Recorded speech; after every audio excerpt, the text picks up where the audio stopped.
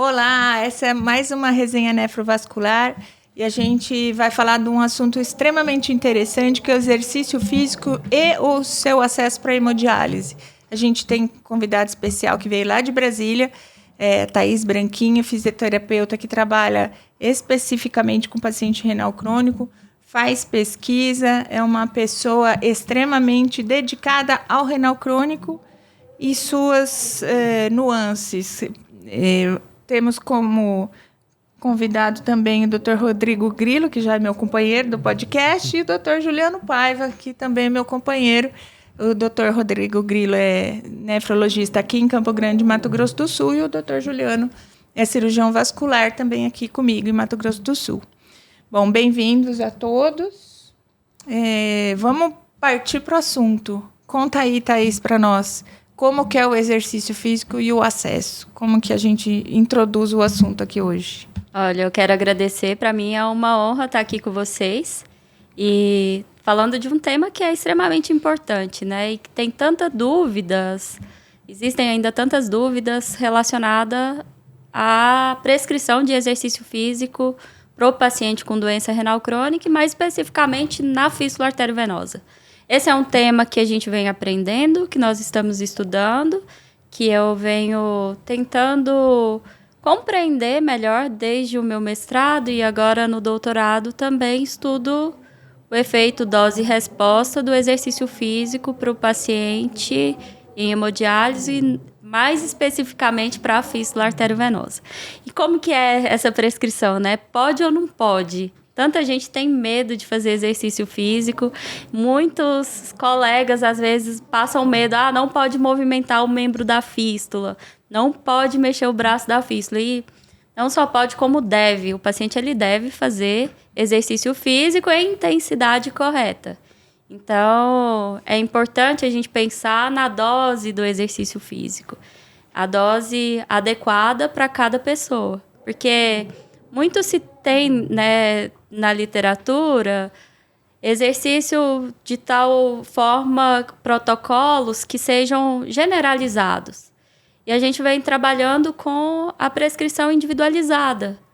Como, por exemplo, aqui eu trago um dinamômetro. Esse é um dinamômetro que ele serve para avaliar a força muscular.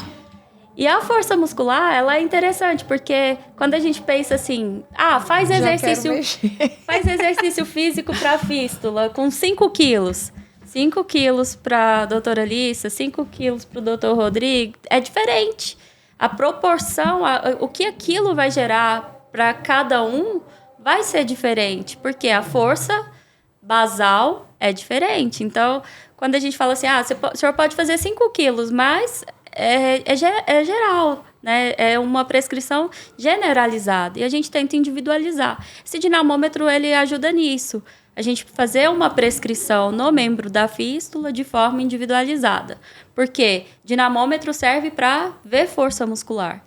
E uma das variáveis que a gente precisa ajustar na prescrição do exercício para a fístula arteriovenosa é relacionada à força muscular. Bem interessante. Tudo bem, Thaís? É uma satisfação ter você aqui com nós. Eu tive a oportunidade que eu estava pesquisando alguns protocolos para determinação do idoso frágil e realmente o dinamômetro ele entra, né, como aqueles critérios, né, para você definir se a pessoa, como é que está aquela condição física. Mas voltando para essa questão, como é que surgiu esse casamento, exercício físico e fístula arteriovenosa? Porque é uma coisa assim que não parece assim usual, nem comum, né? Como é que vocês se encontraram? E como é que você percebeu assim que o exercício e a atividade física poderia trazer um benefício para o paciente renal crônico? Eu sei que traz benefício para todo mundo, mas assim, ela melhora a maturação, ela melhora a perviedade da fístula, isso é muito importante para nós também. E quem tem mais medo? É o paciente ou são os profissionais de saúde? Porque todos têm, né, de uma fístula romper. Então isso daí, vamos começar por aí. Quero saber muita coisa hoje. Muitas perguntas, né? Vamos destrinchar isso aí um pouquinho melhor. Quando a gente pensa assim, fístula arteriovenosa e exercício físico, extremamente novo. 1972, primeiro estudo um dos primeiros estudos que pensava em exercício físico e fístula e doença renal crônica era relacionado à fístula arteriovenosa. Mas, apesar de ser antigo, ainda hoje não tem protocolos de forma periodizada, de forma a entender os marcadores inflamatórios induzidos pelo exercício físico que poderia melhorar ou piorar um acesso vascular, por exemplo. E é por isso que essa questão me chama tanta atenção, né? Algo que eu venho tentando aprender e investigar cada vez melhor para trazer um protocolo e programas de reabilitação para o paciente com doença renal crônica que ele consiga realizar de forma segura. E o que a gente tem na literatura hoje, né, respondendo essa questão de maturação, se melhora ou não, por que melhora? A gente sabe que o exercício físico ele melhora para o paciente tanto em fase pré-operatória, para melhorar a qualidade dos vasos. Tem muitos pacientes que às vezes são inelegíveis quando o cirurgião vascular vai lá fazer o Doppler, né, para ver se ele pode ou não fazer fístula, e aí depois ele começa a treinar, mexer, movimentar mais o braço e volta, opa, esse vaso já melhorou. E aí consegue melhorar para eleger esse paciente para ter um acesso vascular. Então, no estágio pré-operatório, o exercício ele já é importante. E no estágio pós-operatório, pode ou não fazer? O paciente pode fazer, em geral, quando já está... Tem estudos que demonstram até paciente no centro cirúrgico já saindo ali com uma bolinha, por exemplo. Né? Exercícios descritos também tem protocolos com prendedor de roupa. Vamos falar de diferentes realidades, né? Para quem não tem, às vezes, um fisioterapeuta na clínica de nefrologia. Exercícios com uma caixinha de leite. Já tem protocolos, artigos publicados com protocolos com coisas em casa que pode melhorar tanto o diâmetro do vaso, como o fluxo, como a força muscular. A gente vê muitas complicações que são associadas à fístula arteriovenosa e que poderiam ser prevenidas com programas regulares de exercício físico. E em termos de exercício de força, o paciente pode ou não fazer? Pode, de forma que seja adequada para ele, de forma individualizada para a condição clínica funcional que ele apresenta. E a gente tem essas formas de avaliação, como o dinamômetro, é importante, porque desde tirar a carteira, né, quando o idoso vai tirar a carteira, o médico lá que faz o teste físico, ele usa um dinamômetro, por exemplo, para ver se o paciente ele tem força suficiente. Isso aqui também é um marcador de mortalidade. Então, o paciente que apresenta uma força de pressão palmar inferior a 10, ele tem maior chance de morrer e ele tem maior chance de internar. Ixi, eu não vou pegar nisso aí, não. Eu tava doida para mexer igual criança. Tô fora agora, vai que dá menor que 10, né? Não quero saber, não. E como que a gente vem tentando aprender, né, em relação a isso? Esse foi uma parte do meu mestrado e também se estende para o doutorado, que é usar a força máxima de pressão palmar como um marcador de prescrição do exercício físico para o paciente que tem fístula. Então, vamos supor, o paciente ele tem uma força de pressão palmar de 30, a gente começa fazendo o exercício de forma incremental. 10% da força máxima, depois 20%. E nesse estudo que fizemos um teste de carga incremental, nós fizemos uma coleta de sangue pré-intervenção e outra pós-intervenção, 30 minutos, onde fizemos um incremento de carga a cada 10% da força máxima de cada paciente e um médico especialista em ultrassom Doppler fez essa avaliação de forma a medir o diâmetro do vaso. Sim. E essa medida de diâmetro ela não foi única, deu um mega trabalho, porque a gente fez nos 3 primeiros segundos, em 30 segundos de contração, em 55 segundos de contração, ou seja, era uma medida ali bem 3 vezes e repetida por 3 vezes, para a gente ter critérios de variação bem fidedignos. E a posição do transdutor ela tem que estar diferente para medir fluxo. Né, diferente, você mede diâmetro de uma forma e fluxo de outra, né? Então, essa mudança ali no transdutor, ela acontecia no tempo de descanso. Então, tinha 1 minuto de descanso para ajustar o parâmetro do ultrassom, do Doppler, e avaliar o fluxo entre um incremento de carga e outro, entre 10% para 20%, por exemplo. E depois de 20% para 30%, até quanto o paciente conseguisse. Então, em geral, os pacientes até 40% da força máxima, eles conseguiram fazer bem. A grande maioria conseguiram fazer bem. Em 40%, eles começavam a apresentar algum sinal de dor, algum sinal de fadiga, de incômodo. Então, o que nos sugeriu, né, esse trabalho? Que em torno de 40% da força máxima é onde a gente treina o paciente, né? E esse 40% ele é relativo. Então, quando o paciente começa a fazer exercício, a força máxima dele tende a melhorar e, aos poucos, esse incremento vai acontecendo. O 40% ele vai variando com a força máxima, né? Ele é relativo à força máxima de preensão palmar. Esse trabalho a gente apresentou ele no Congresso Brasileiro de Nefro, o penúltimo que teve, que foi em Floripa. Então, dados ainda estão para ser publicados agora, no final do meu doutorado, porque aí a gente começou a dosar marcadores biomoleculares que são induzidos pelo exercício físico, essa coleta de sangue pré e pós, para ver até que ponto o exercício é benéfico e por que o exercício é benéfico, né, para a fístula. Como que ajuda? Será que atrapalha? Será que esses marcadores inflamatórios poderiam atrapalhar em uma intensidade superior? Então, isso são coisas que ainda vêm sendo estudadas. Mas o efeito de ficar parado para o paciente, ele é extremamente deletério, extremamente ruim. E precisa fazer exercício físico em dose correta. Assim como o medicamento, né? A gente ajusta a intensidade do exercício para prescrever e trazer benefícios ali para o acesso vascular. Então, esse aumento de fluxo, ele acontece, a melhora do diâmetro também. Então, quando a gente pensa ali numa dilatação mediada por fluxo, né? Que o fluxo, ele aumenta, seja por um garrote ou pelo exercício físico. E esse aumento de fluxo gera uma força de cisalhamento na parede do endotélio. E essa força de cisalhamento, ela faz com que o endotélio produza óxido nítrico, que é um potente vasodilatador, aumentando o fluxo. Isso faz com que haja uma melhora do fluxo para aqueles pacientes numa fase pós-operatória. Então, melhorando ali a maturação dessa fístula arteriovenosa. E o trabalho que a gente estuda agora é para fístula já maturada, né? Essa intensidade de carga para aquela fístula já maturada.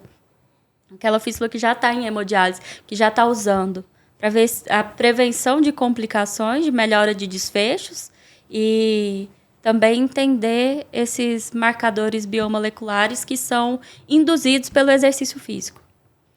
Eu, para explicar para o meu paciente no pré de fístula que a gente não acha uma veia adequada, eu falo assim, você já viu o fisiculturista? Aí eles falam já. Aquele que tem os musculos, não tem uma veiona assim, grandona, bonita?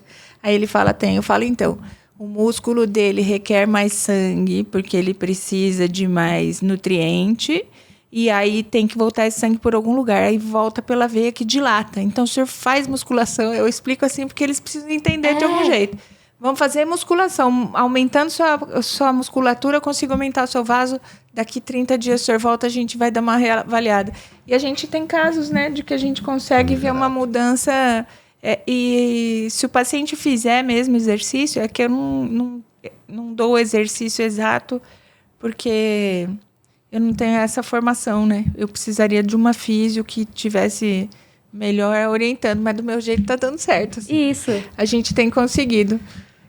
Né, Rodrigo? Isso. O que eu ia falar sobre o exercício e a fístula, uma dúvida, não sei se vocês chegaram a estudar, e em questão de patência, duração da fístula, falando um termo mais.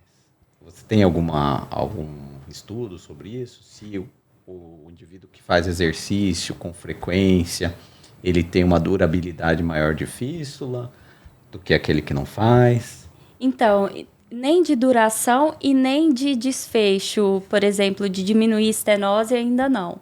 Mas o que observa? Por exemplo, o tempo de maturação para o paciente que faz exercício físico, ele tende a ser menor. Então, começa a funcionar a fístula mais rápido, tirando o catéter também mais depressa. Isso que também. Isso. E, assim, ainda não tem publicado, mas vamos pensar no aspecto sistêmico do exercício físico, né? Quando a gente fala assim, o paciente ele precisa fazer o treinamento de força ali no membro da fístula. É tão importante para ele isso, porque se a gente pensa no exercício físico local, ele pode, mesmo sendo no braço da fístula ou não, ele pode gerar melhora pro acesso vascular. Tem estudo já demonstrando que paciente que pedala, que faz ciclo ergômetro, ele produz efeito vasodilatador, porque aumenta a produção de óxido nítrico e faz com que haja a dilatação no braço da fístula. Então, o exercício não só direto no membro do acesso, como o exercício no membro inferior, ele tem o potencial de melhorar o acesso vascular. E aí a gente pensa assim, de prevenção de complicação, ou então de tempo de uso. Se a gente melhora diminui a internação desse paciente, se a gente diminui fragilidade, se diminui dor no ombro, quantos adquire uma postura mais antálgica, assim, que é inerente à tensão de ter um acesso, né? Muitos pacientes, eles falam, eu não faço exercício porque tem medo de movimentar o braço da fístula. E essa é uma barreira que precisa ser quebrada. Sim, existe ainda muito misticismo por volta da fístula, né?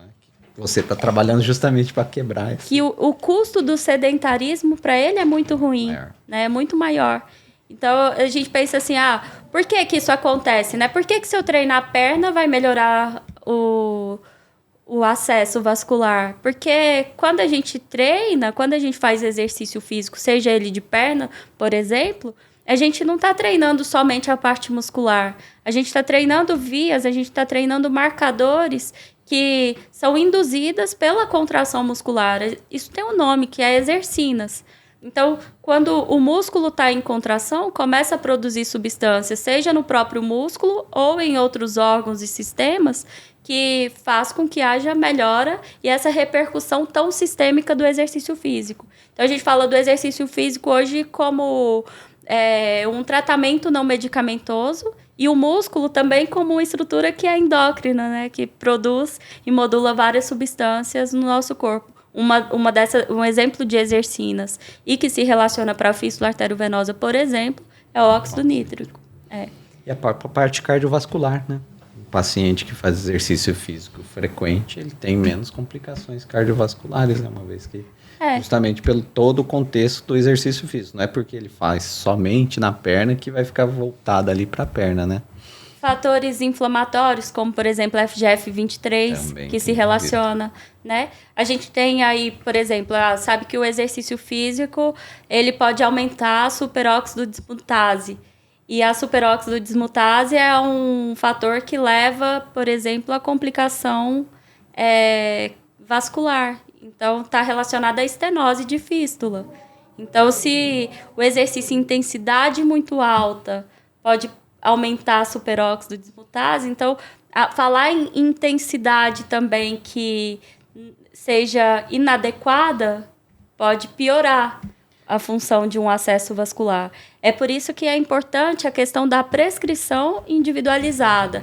É do paciente entender, por exemplo, como que seria essa prescrição individualizada quando eu não tenho um dinamômetro, né? Como que eu poderia fazer? É fazer aquele exercício de forma que ele ainda não está gerando dor. É aquele exercício local, pensando no membro do acesso, é aquele exercício que não está gerando dor, é aquele exercício que ele vai gerar um aumento do fluxo, que isso consegue medir com ultrassom Doppler, né, ali. E fazer o treinamento de forma periodizada, de forma programada. E esperando adaptações neuromusculares e cardiovasculares para ir incrementando. Pelo que eu entendi, Thaís, qualquer atividade física é benéfica. É benéfica. Por paciente renal crônico dialítico. Mas existe algum protocolo, alguma diretriz que dá para seguir, que possa ser reproduzida?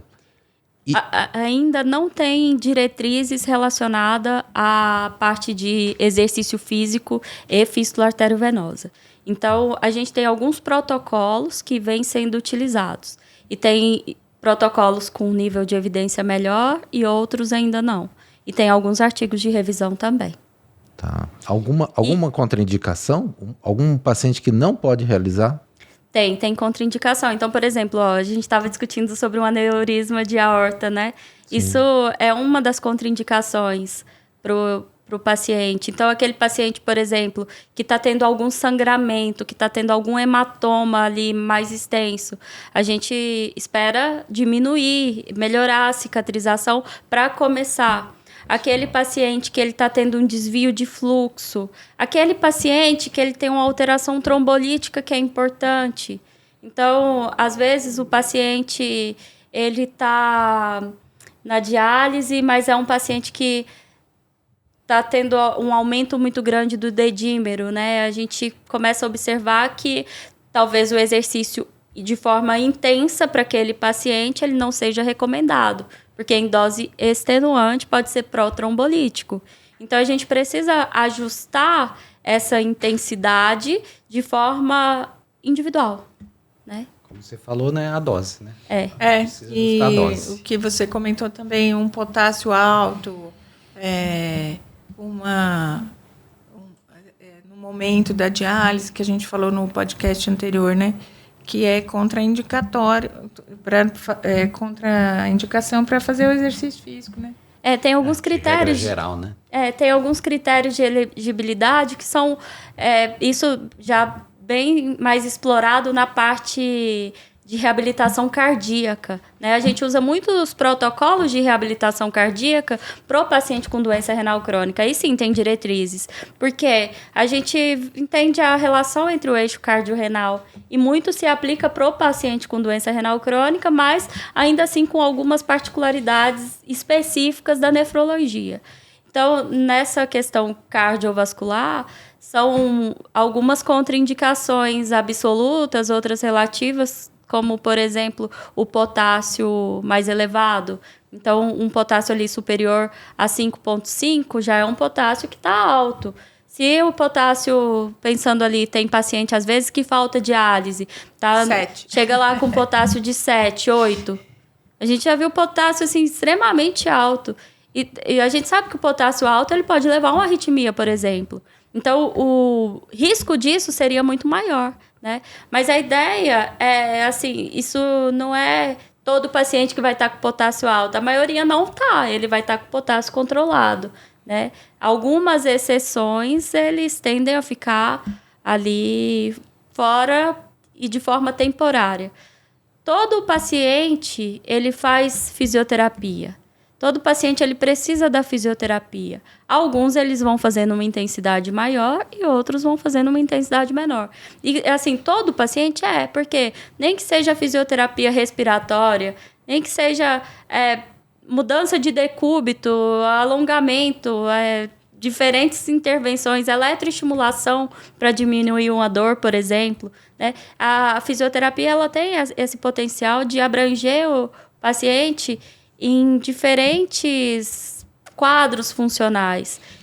Porque lembrando sempre que o paciente renal crônico ele não tem só a insuficiência renal, né? Principalmente os mais idosos, tem diabetes, hipertensão, distúrbio de colesterol, ele tem aterosclerose, tem um aneurisma de aorta, ele tem uma placa na carótida. Então, assim, é individual, mas o paciente não necessariamente faz a fisioterapia só para o acesso, para ele como um todo.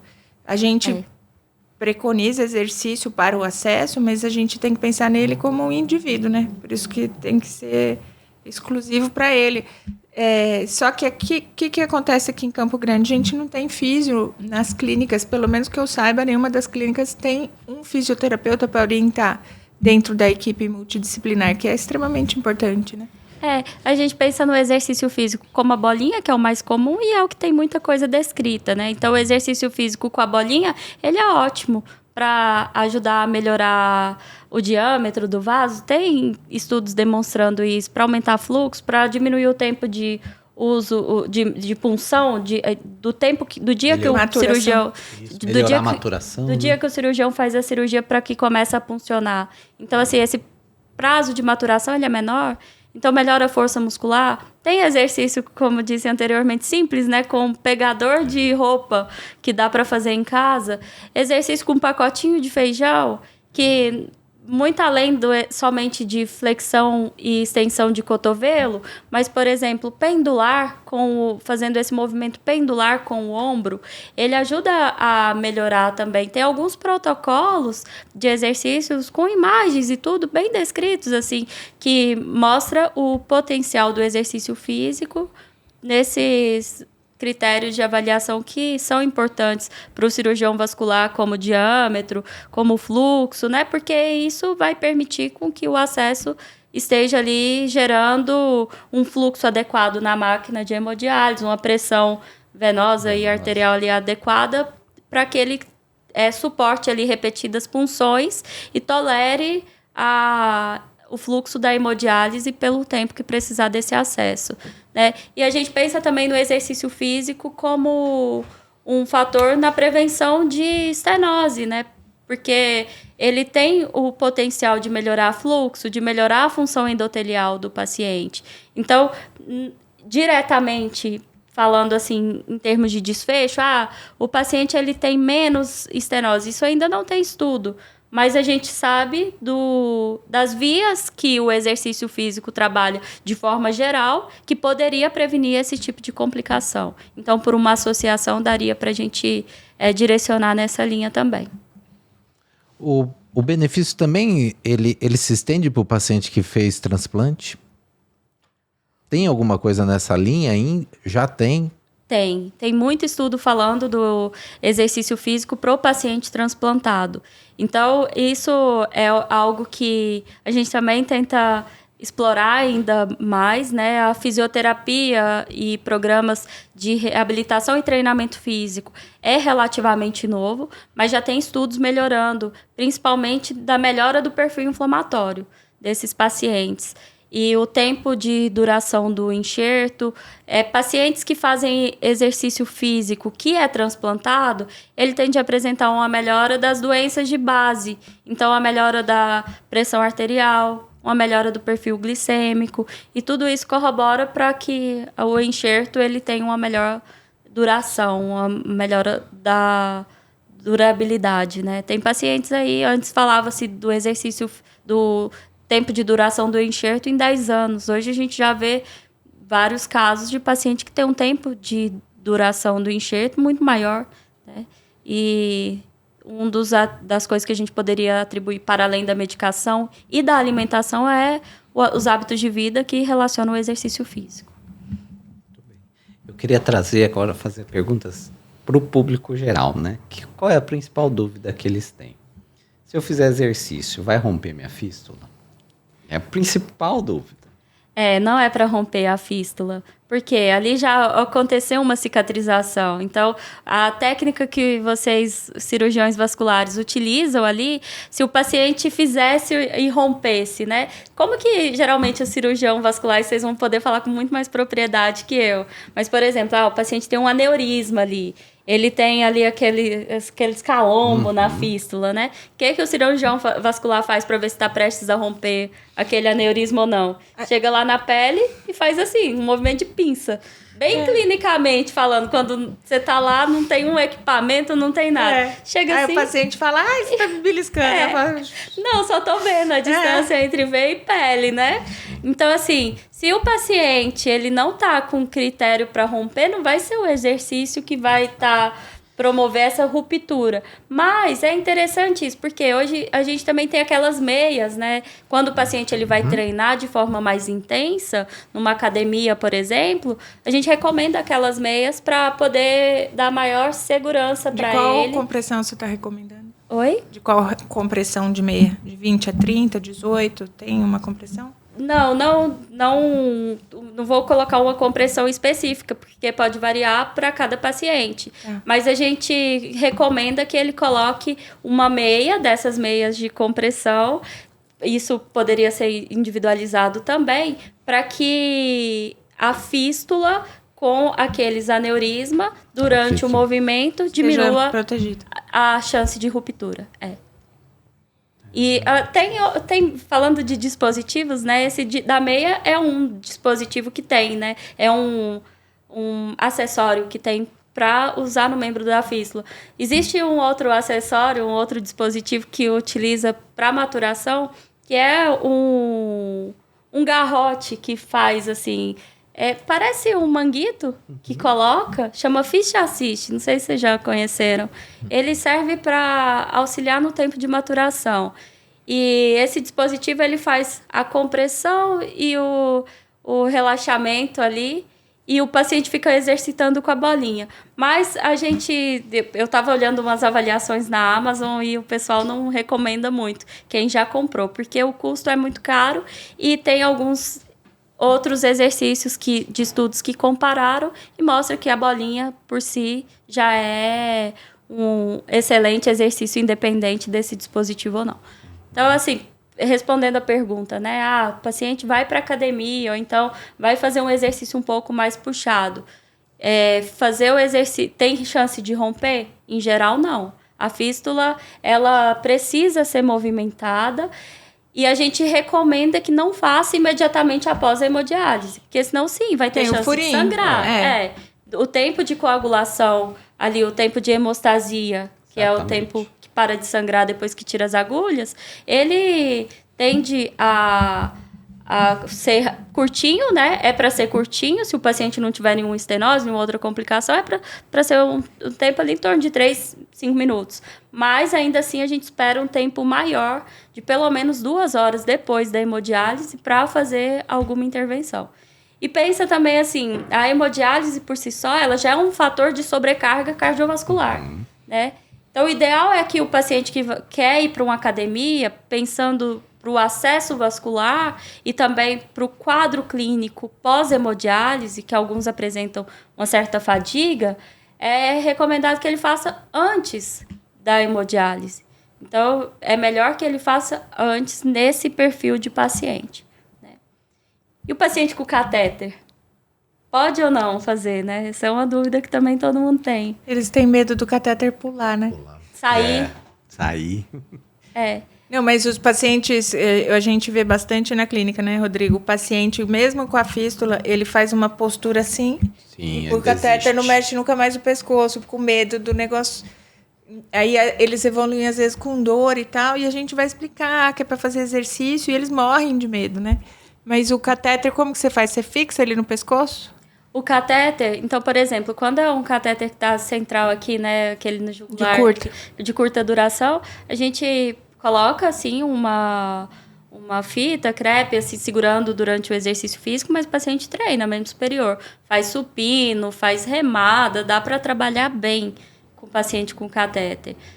O que a gente evita, em geral, quando é na subclávia? Esses movimentos de desenvolvimento, que é superior à região do ombro, né? Que tem um eixo maior, porque, às vezes, alguns pacientes sentem desconforto, mas precisa ser avaliado individualmente. Mas tem contraindicação ou não fazer exercício físico com catéter? Não tem contraindicação. Pelo contrário, o paciente ele precisa fazer. Ele precisa movimentar para quê? Para melhorar a chance dele até para ter uma fístula. E por que ele está com catéter, né? Esse paciente até então. Por que ele está com catéter? É porque ele ainda não tem veia? É porque ele não tem acesso? Essa questão de falência vascular é algo que extremamente me incomoda ainda. Me intriga, porque eu fico pensando, a gente com tanta tecnologia que tem hoje, imprimindo o coração aí, fazendo impressão de órgãos, pensando em coisas assim que são criadas na tecnologia do mais alto nível que já tem, e ainda o paciente morrendo por conta de falência de acesso, né? É uma coisa que não entra na minha cabeça, que me faz querer estudar sobre fístula. É que o acesso é gestão, né? É gestão. Tá? Você tem que fazer a gestão, você tem que ter equipe. De todos, o nefrologista, o fisioterapeuta, o vascular, todo mundo ali trabalhando para entregar um resultado para o paciente, né? Sim. Eu tava ouvindo você falar, Eu tinha falado que provavelmente esses movimentos de hiperabdução devem piorar com punção em subclave por causa do desfiladeiro também, né? Que vai guilhotinar esse catéter de subclave, mas já é um catéter que a gente já não passa mais, né? A gente não tem. Hoje é muito difícil. Já tá... Muito difícil, é exceção. Até um CADOC antigo eles recomendavam em algum momento, não sei em que situação, agora eles já não Tiraram recomendam tudo. mais. Já a gente, tipo assim, abolido. É a última coisa que se faz e fica muito pouco tempo para resolver. E assim, essa região também, ela é uma região onde passa muitos nervos, né? Então, o paciente, às vezes, ele sente uma parestesia, tem uma dormência ali no membro, e a gente sabe a veia, artéria, nervo, né? Tá tudo junto. Juntinho. Então, às vezes, até num procedimento cirúrgico, ali o paciente ele fica com uma certa dormência que nem sempre está associado somente à questão vascular, mas por conta do processo de cicatrização e da condução nervosa. O que passa ali acontece pertinho. muito é que quando você manipula e põe o catéter, você pode fazer uma contratura dessa parte cervical e fazer compressão de um nervo de alguma hernia que ele já tinha e agravar a sintomatologia. Então, não é, às vezes, o catéter em si, mas o resultado de anestesia local, tensão, sala fria, não sei o quê, e ele fica com a contratura e as pessoas não têm noção de que é isso. A sensação é que é o catéter, a parestesia é o catéter. Às vezes não é, algum pensamento, né? E esse paciente, ele fica com o membro congelado, com o ombro congelado, ele vai se encolhendo, sabe? E com uma postura defensiva mesmo. E a fisioterapia tem um papel importante nisso, porque ajuda ali na mobilização, no relaxamento muscular. A gente está falando muito de exercício, né? Mas a fisioterapia tem outras intervenções também, como, por exemplo, essas mobilizações articulares, eletroestimulação, que pode ajudar a diminuir dor. Exercícios muito utilizados para reabilitação neurológica, que o paciente pode fazer para diminuir essa sintomatologia de dormência, de parestesia no membro do acesso vascular. Então, é para além do exercício físico. O exercício ele é muito importante nesses pacientes, mas também tem outras intervenções que ajudam a diminuir nesse quadro. Liberações miofasciais, é importante o paciente ser tratado por um fisioterapeuta. A gente está trazendo você aqui hoje porque a gente vê o seu trabalho assim, super caprichado e, infelizmente, em Campo Grande a gente não tem um fisioterapeuta nas clínicas. Eu tenho relacionamento com os nefros daqui e tal, nenhum deles conseguiu me referir que tivesse. O único lugar que tem fisioterapeuta é na BREC, né? Eu falei com ela hoje até. Então, assim, e é uma fisioterapeuta que é dedicada ao renal, que trabalha numa associação para os renais crônicos que atende o estado inteiro. Então, assim, a gente tem que trabalhar muito isso, né? Abrir a cabeça aqui. A gente discutiu isso no episódio anterior, mas aí, como mudou a equipe, vale reforçar, né? Porque muitas vezes as pessoas pensam assim, ter fisioterapeuta vai ser um custo. Vai gastar para ter fisioterapeuta, eu vou ter que pagar um profissional a mais. Mas não enxerga que isso vai diminuir o custo. Porque se você diminuir risco de queda nos seus pacientes, se você melhora o acesso vascular, promovendo ali aqueles pacientes que não têm fístula, que está lá com catéter, você diminui quantidade de catéter na clínica, você melhora a funcionalidade da fístula, você usa a fístula mais rápido, você melhora o perfil inflamatório. E além, quando vai colocar na ponta do lápis ali, porque o aspecto financeiro é importante, a gente está falando de um custo financeiro, por exemplo, de uma internação do paciente com doença renal em torno de R$11 mil. E o custo para ter fisioterapia para esse mesmo paciente pago por uma determinada operadora, ele vem em torno de 5.400, que pagaria 2 anos. Ou seja, 2 anos de fisioterapia seria pago somente com 1 dia de internação. 1 dia de internação subsidiaria 2 anos de fisioterapia para esse paciente. Ou seja, falar que fisioterapia é um custo a mais na clínica não é.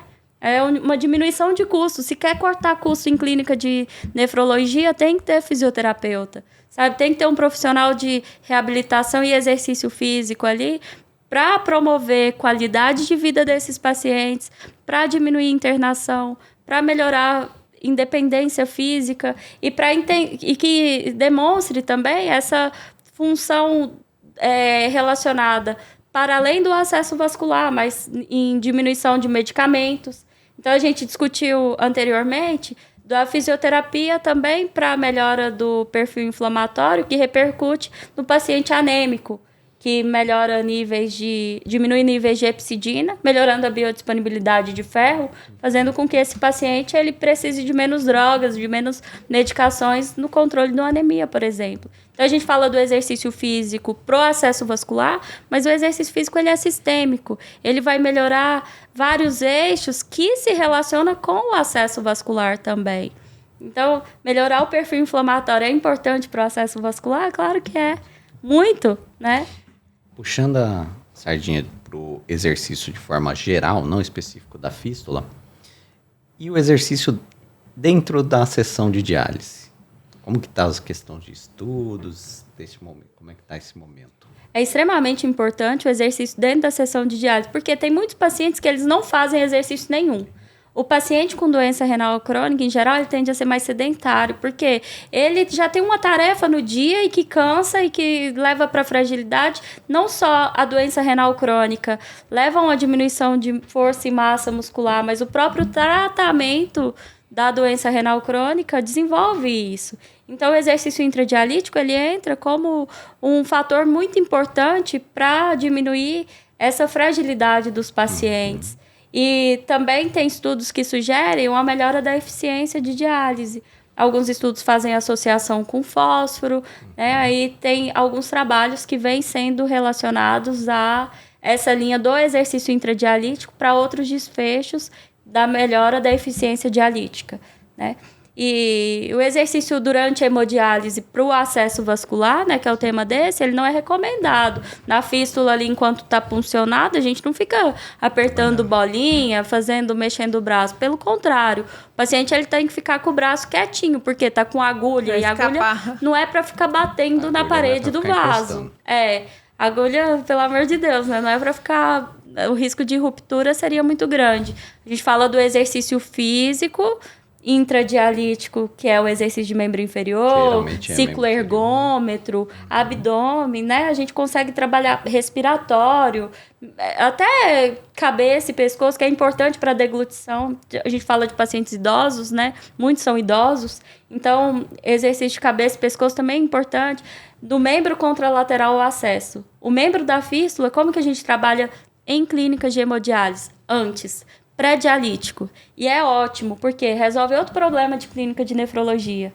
O que é o outro problema? Paciente em recepção, que quer entrar logo e que fica ali agoniado já querendo entrar, né? Então, fazer exercício pré-hemodiálise no membro da fístula, além de facilitar a punção para a equipe da enfermagem, porque vai ter esse efeito vasodilatador, passa o tempo mais rápido e melhora o acesso dos pacientes. E, na verdade, também libera endorfina como qualquer exercício e faz o paciente passar o tempo da diálise, que são 3 horas e meia, mais ou menos, de uma maneira diferente. E eu acho que psicologicamente isso ajuda muito, porque ele se sente vigiado, cuidado, né? Porque é diferente de você ficar lá sentado 3 horas e meia fazendo diálise e você tá fazendo um exercício, conversando, porque a pessoa te orienta e fala, estimula, é diferente. Isso é legal, assim, essa questão do aspecto emocional, né? Tem uma pesquisadora lá de Brasília, é a doutora Lislene Deus.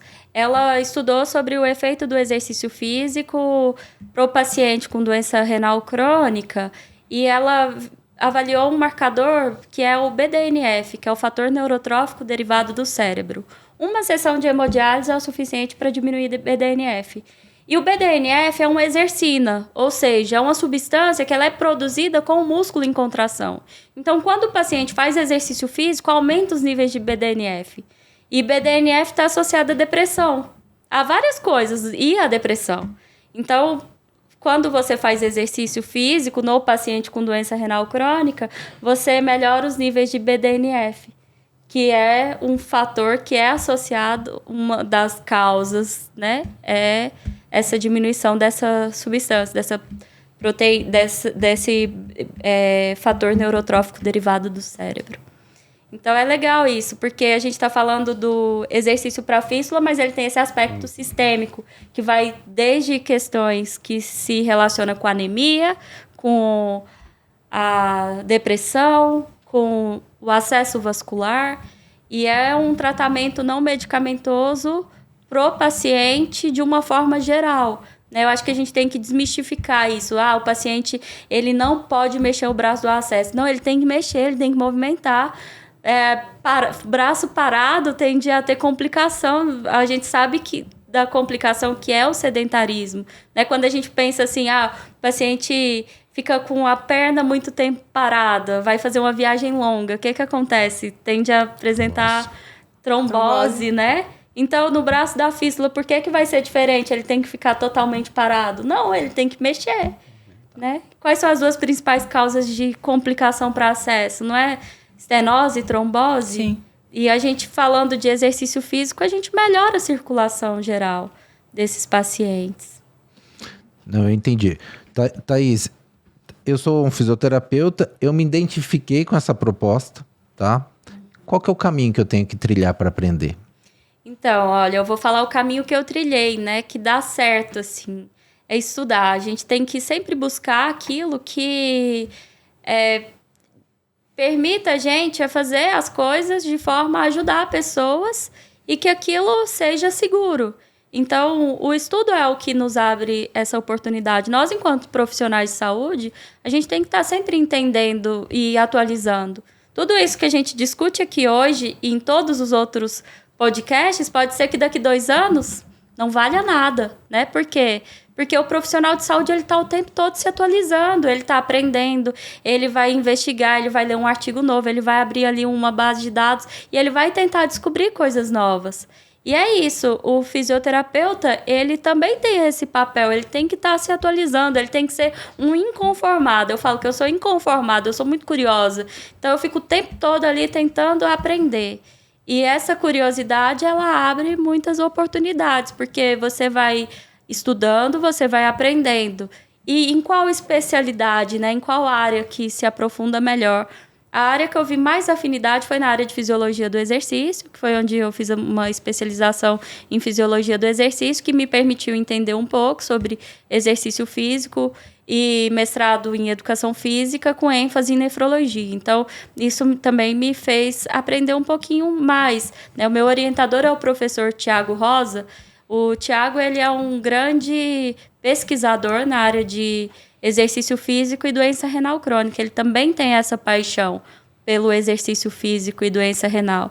E eu vejo que essa paixão, ela se relaciona por quê? Porque estuda, porque é inconformado ali com as coisas e tenta aprender.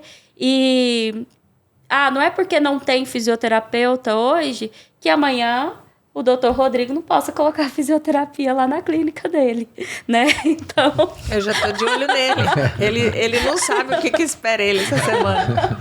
Então, assim, não tô querendo vender nada não, tá? Sem conflito de interesse. Mas, assim, não é porque não tem fisioterapia que não se possa colocar, né? E não é porque não tem uma área de atuação, às vezes... o cirurgião vascular... É uma área que é muito específica, né? Então, com certeza, os cirurgiões vasculares também foram desbravando para chegar no reconhecimento hoje na importância que é a cirurgia vascular na parte da nefrologia. E a fisioterapia também é assim, vai aos poucos conquistando ali um determinado espaço. Então, de estudo, né, uma orientação assim que eu daria para os colegas fisioterapeutas que querem trabalhar na parte de reabilitação e treinamento físico, acho que o que mais se associa hoje é na parte de reabilitação cardíaca, porque você começa a entender, a tratar aqueles pacientes da mais alta complexidade. E se você trata aquilo que é do mais complexo, os que não têm aquela complexidade já fica mais leve para ser tratado. E o fisioterapeuta, ele tem que gostar do paciente pior que tem. Então, quanto mais fragilizado quanto mais alteração funcional tiver, mais o fisioterapeuta vai gostar, porque é onde trata mais a funcionalidade, onde vai ver mais resultado do trabalho, né? Aquele paciente que não caminha e volta a andar. Nossa, é gratificante demais. Você vê os pacientes, às vezes eles chegam ali na hemodiálise, na cadeira de rodas, extremamente debilitados, e aí você vai fazendo um trabalho, daqui a pouco tá ali fazendo correndo, pré-diálise, fazendo os treinamentos de circuito ali, né? Andando sozinho, conseguindo pesar, a independência que isso traz para eles, acaba transformando em uma gratidão muito grande. Isso é uma força propulsora para nós fisioterapeutas, né? E essa parte de reabilitação cardíaca, da parte de imunologia também, é a parte de genética, porque às vezes você está treinando ali um paciente, você fala assim, por que ele melhorou e o outro não? Aí quando você vai estudar alguns polimorfismos, tem relação, por exemplo, polimorfismo da enzima conversora de angiotensina tem relação com força muscular. Então, tem paciente que treina e não vira um crocodilo, né? Vai ficar grilo aí a vida inteira.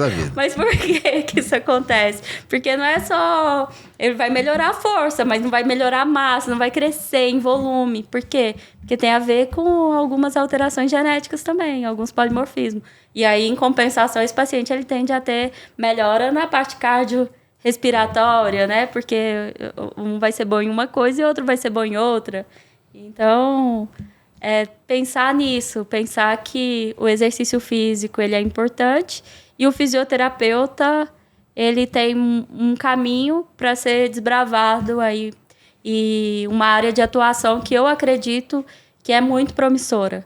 Porque a gente está falando de uma quantidade de pessoas com doença renal crônica que ela vem aumentando de forma abrupta. Então, a quantidade de pacientes com doença renal crônica ela está crescendo cada dia mais. O último censo do Brasil, acho que deu 178 mil, se eu não me engano, né? Em diálise. Isso, 175, 178. Que foi de 2024, que de 2023 era 172, acho. Então, assim... A curva é só de aumento. É só de aumento. E... A gente tem que pensar que cada vez mais a gente tem pacientes com insuficiência renal tendo uma vida mais perto do normal possível. Então, o fisioterapeuta ele tem que começar a olhar para essa patologia diferente, porque antes não tinha muito envolvimento. Agora ele vai pegar esse paciente em todos os lugares, porque tem muito mais gente com a doença, né? Então, assim... Não é só a especialização na área, eu vou trabalhar só com isso, mas eu preciso também saber disso, porque vai aparecer muito mais gente na minha clínica, no meu consultório, com a patologia. É complicado quando um profissional não domina, porque não dá para todo mundo estudar tudo, mas tem que começar a olhar para o renal, né? 1 a cada 10 pessoas vai ter doença renal crônica. Então, assim, quando eu vi um trabalho um dia desses, falava isso. Então, quando a gente começa a pensar assim, né? Pensa, 1 a cada 10, pensa em 10 amigos, 10 colegas seus, um vai ter. Então, é uma incidência muito alta, né? Uma avaliação, assim, que se a gente... muita gente ainda nem sabe quais são as principais causas de doença renal. Então, o que é a doença renal? O que é a hemodiálise? É pouco difundido, não só na fisioterapia, mas quando a gente fala de doença renal em geral, é um tema que ainda tem muito para ser explorado. Esse é um dos motivos desse podcast. A gente está tentando alcançar a população inteira para falar disso. A gente precisa falar para poder despertar o interesse de estudar. Porque é como... Me dá a impressão que a gente vivia num limbo, assim, quem trabalhava com isso, quem fazia. Hoje o acesso vascular já tem...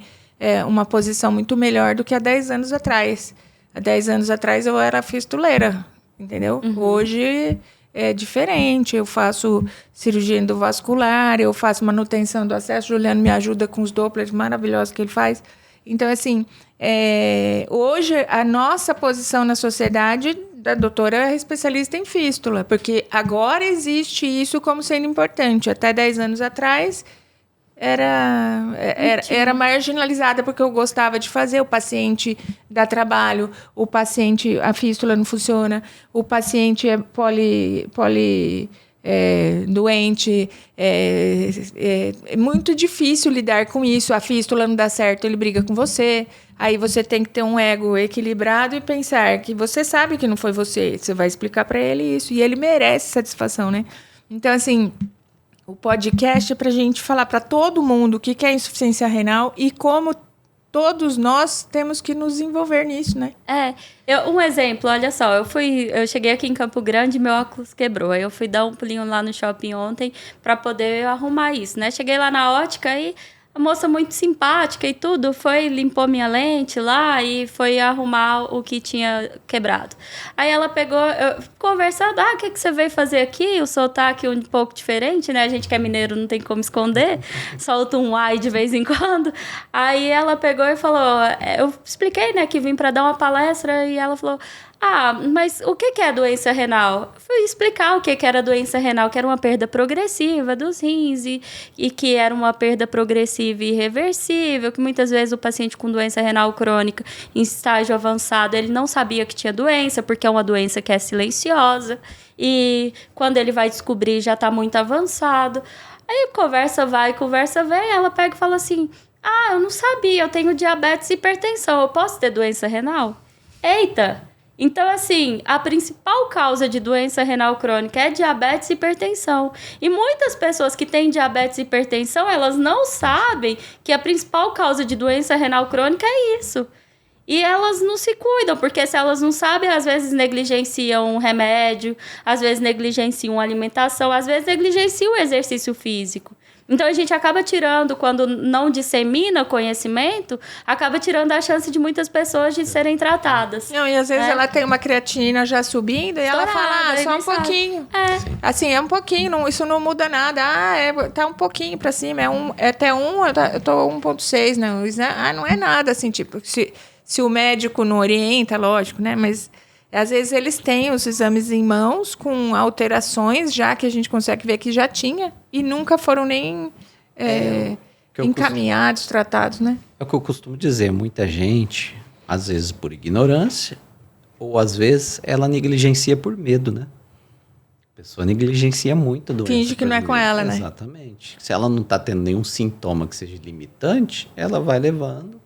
O que é um erro, né? Porque o preço vai ser pago eu mais tenho à paciente que chega lá e não gosta de ir em médico por causa disso. Você fica procurando as coisas. História, né? E isso é um fator emocional por trás, né? Então, assim, essa questão do cuidado. E aí que tá, esse perfil de paciente, ele é o que mais precisa da gente. Ali sentando, demorando na consulta e falando assim, olha, se não fizer isso, mesmo que você não esteja apresentando nenhum sintoma, pode evoluir para isso. Vem, isso acontece, isso é algo que é real. Demonstrar para eles, assim, mostrar um vídeo, é assim que evolui. Então, a gente vem de um problema de saúde que ele é muito maior do que aquilo que a gente já vê, né? Isso aqui é uma ponta do iceberg, mas a gente vê que o problema de saúde ele é muito grande, porque muitas vezes esse paciente, ele não tem acesso ao médico, ou então tem acesso ao médico. O médico tem que atender correndo, porque não dá tempo, já tem outro esperando. Ou então, às vezes, ele não tem o acesso ao fisioterapeuta. Então, a gente está falando de umas coisas, assim, que são problemas que são muito complexos. E quando evolui muito mal. Porque a prevenção ali, ela é essencial. Então, falar de exercício físico durante a hemodiálise é importante. Assim como é importante falar no exercício em estágio conservador para retardar a progressão da doença. Para melhorar, diminuir a FGF23, aumentar a proteína cloto, para melhorar uma cascata inflamatória que evolui para fibrose, para perda da função renal. Então, a gente está falando de problemas que são muito complexos. E o paciente ele precisa conhecer. Eu acho que estratégias como o do podcast, ela ajuda com que a gente dissemine informação, porque quantas pessoas, às vezes a gente dá uma palestra, aquela quantidade que está ali na sala vai ouvir, mas isso aqui não, isso aqui vai ser um arquivo que muitos vão poder olhar e consultar, né? E ajuda na disseminação do conhecimento de profissionais que estão ali empenhados e que dedicam a vida para ajudar outras pessoas, né? Que estão empenhados para melhorar o sistema de saúde. E a gente pensa em melhorar o sistema de saúde, pensa em melhorar a qualidade de vida do paciente, pensa no impacto ambiental que tem a doença renal crônica, por exemplo. Quantos litros de água gasta uma sessão de hemodiálise? Né? Em torno de 300 litros de água. Depende do tempo, né? Mas em torno de 300 litros você pode pôr aí. Por paciente. Por paciente, por sessão. Por sessão. Por 300 litros de água por paciente, por sessão. Olha o impacto ambiental disso. Eu nem estou falando de lixo, de linha, de alisador, de lixo, né? fora a produção de material que por exemplo, a quantidade de material ali que precisa ser tratado para descartar para o meio ambiente. Então, a gente está falando do impacto ambiental que é muito grande. Então, a gente tem que pensar assim, em prevenir isso. É importante pensar na qualidade de vida do paciente, é importante pensar na sobrevida, é importante falar também sobre a prevenção da doença para que lá na frente a gente não tenha essas complicações, ou diminuir pelo menos, né? Sim, com certeza. E o acesso vascular, assim, ele tem um papel muito importante, porque quando a gente fala assim de fazer um acesso, por exemplo, precocemente, você já ajuda aquele paciente indo para uma hemodiálise melhor. Ele já vai chegar, ele vai ser melhor dialisado do que com catéter, ele vai ter o menor risco de infecção, ele vai conseguir fazer com fluxo maior, então ele vai ter um melhor controle de fósforo, de potássio, de eletrólitos ali que são de difícil controle no paciente com doença renal crônica. Então, é muito importante a gente pensar em disseminar esse conhecimento de acesso vascular, de exercício físico no âmbito da nefrologia. Porque é uma base ali para que as coisas elas fluam e aconteçam cada vez melhor, né? E a gente sempre tem que lembrar que o paciente tem que escutar a mesma informação da equipe inteira. A equipe, eu não tenho que prescrever a fisioterapia, mas eu tenho que saber que é importante e o que vai interferir na vida dele. Porque se ele perguntar, eu vou responder o que ela responde. O enfermeiro vai responder o que ela responde, quem vai prescrever ela, mas todos nós temos que ter consciência do papel de cada um na equipe multidisciplinar, entendeu? Então, assim, é muito importante a gente dividir esse conhecimento e quem assistiu os podcasts, esses 2 que a gente fez agora, vai mudar completamente as respostas que dão para o paciente. Bastante gente vai mudar, né? Não é todo mundo. Mas, assim, nas clínicas que a gente trabalha, se as pessoas escutarem o podcast e assistirem, elas vão ter conceitos que eu tenho certeza que hoje elas não têm. Então, por isso a importância, né, da informação, da gente difundir isso. Exatamente. E exatamente, que eu ia entrar nesse ponto. Toda a equipe de saúde tem que se mobilizar e ter essa sensibilidade de, às vezes, identificar, vamos supor, um fisioterapeuta num indivíduo que fez uma cirurgia cardíaca. Foi fazer a sua consulta pré-fisioterapia, viu lá um exame alterado. Já fala pro paciente, fala, olha, seu exame está alterado, bom você procurar, já falaram sobre isso, alguma coisa. Ter sempre ali, toda a equipe preocupada com isso, não é igual você falou, ver o exame alterado ali, quer dizer, igual você falou, ver o exame alterado ali, isso não vai interferir na fisioterapia dela, então ela tocar e fazer o serviço dela e não comunicar. Porque às vezes está faltando é justamente uma comunicação. Às vezes ele escuta de mas escutou diferente dela, sensibilizou mais. Porque ninguém fala igual, né? Às vezes, por mais que a gente seja tecnicamente capaz de passar a informação, mas ainda não sensibilizou. Na primeira vez que escutou, ele falou, não é comigo. Exato, ele estava num momento de negação, agora ele não está mais. E às vezes você aprende por repetição, né? Tem muita coisa que a pessoa aprende por repetição. Chega um e fala. Aí fala assim, mas será que é verdade? Aí vem outro e fala. Mas... Aí vem outro. Então, assim, aquela informação acaba que uma hora entra.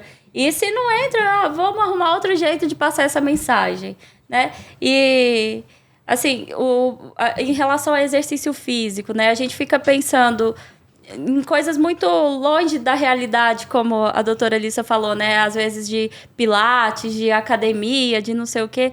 Então, assim, que o paciente ele consiga fazer pro acesso vascular aquilo que está dentro das condições dele. Por exemplo, se é uma bolinha que ele tem na recepção, eu lembro que uma vez trabalhei numa clínica, eu coloquei lá na caixinha, montei uma caixinha, assim, e coloquei lá na entrada. E botei uma plaquinha, assim, você já exercitou sua fístula hoje? Gente, foi surreal o impacto disso. Eu nem esperava que fosse ter um impacto tão bom. Porque os pacientes, eles chegavam, eles viam lá uma bolinha, viam um alicate, não gastou muito para fazer aquilo, sabe? Foram alguns halteres que a gente colocou ali. E como isso melhorou Porque tinha enfermeiro que... Tem uns que são melhores de punção, outros têm uma certa dificuldade, né? Então, chegava ali e falava assim, nossa, a fístula de fulano melhorou. E a gente viu o impacto dessa caixinha na equipe também. Então, às vezes, estratégia simples, assim, uma caixinha na entrada já resolve um monte de problema. E que o paciente também, ele saiba a importância do fisioterapeuta e que ele seja encaminhado para os profissionais, né, que são habilitados ali, que tenha essa competência para individualizar para cada um aquilo que é importante. Bom, gente, o papo tá muito bom, mas já foi o nosso tempo. Foi super rápido dessa vez. Piscou, hein? Queria ver se tem alguém para fazer alguma consideração final. Eu quero saber como é que mexe no... Eu vou mexer nisso aí também.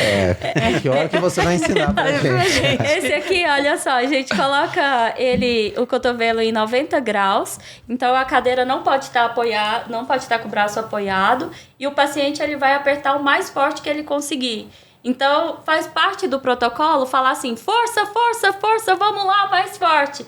Porque a ideia é que ele faça a força máxima de preensão palmar, né? E aí, aperta e vai mostrar pra gente qual é a carga, quantos quilogramos força que o paciente conseguiu fazer. E isso é legal, porque aí a gente consegue, no braço da fístula, trabalhar em intensidades precisas. Vamos começar com 10% da força máxima e periodizando. Isso aqui também é usado para preditor de internação. Opa, esse paciente aqui, ele precisa de uma atenção melhor da equipe, porque ele está com uma força de preensão palmar inferior a 10, então ele precisa mais. E é usado também para aqueles pacientes, sabe quando não controla a pressão arterial? Tem algum paciente assim em Campo Grande ou só lá em Brasília? Imagina. Então, esses pacientes, às vezes, que têm difícil controle da pressão arterial, teve um trabalho de um professor, que é o professor Milton. Ele avaliou o exercício isométrico em 30% da força máxima, onde o paciente controlava a pressão arterial com o uso de exercício isométrico. Então, isso aqui, assim como o ultrassom é importante para o cirurgião vascular, o esteto para o nefrologista, né? Isso aqui é o esteto do fisioterapeuta, é o que a gente usa muito. Então, é um ótimo instrumento para ter nas clínicas de nefrologia. Então, agora, a gente encerrando mais um episódio da nossa resenha nefrovascular, trazendo informação de fácil entendimento, tanto para os profissionais da equipe multidisciplinar que trabalham com paciente renal crônico, quanto para os familiares e para os próprios pacientes. Então, se você gostou do conteúdo e você curtiu, segue a gente aí e se prepara para o próximo.